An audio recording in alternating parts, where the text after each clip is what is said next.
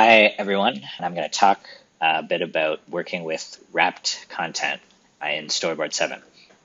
So here I am in Designer. I'm using a couple of our built-in samples just to demonstrate. You might be familiar with them.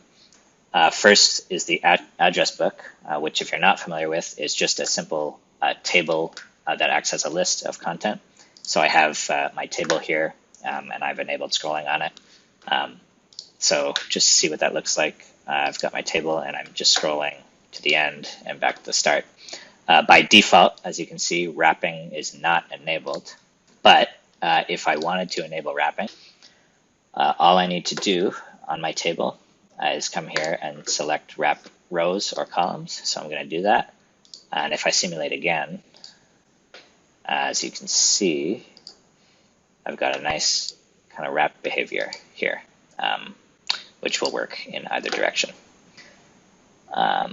So people who have used tables before might notice that these options already existed in the past. They existed in the context of a couple of table-specific actions that we have.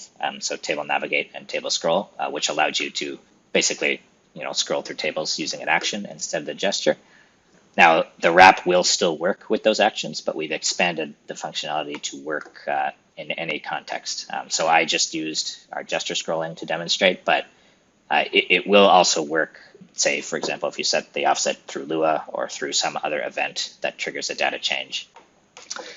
Yeah. And we also have added this functionality to layers as well. So I have here the scrolling layer sample, which is just a layer. I've got some extra control content off out of bounds there. And similarly, I've enabled scrolling on it. And if I want the content to wrap, then I just need to select wrap content. And if I simulate now, as you can see, I've got a nice wrapping layer going here.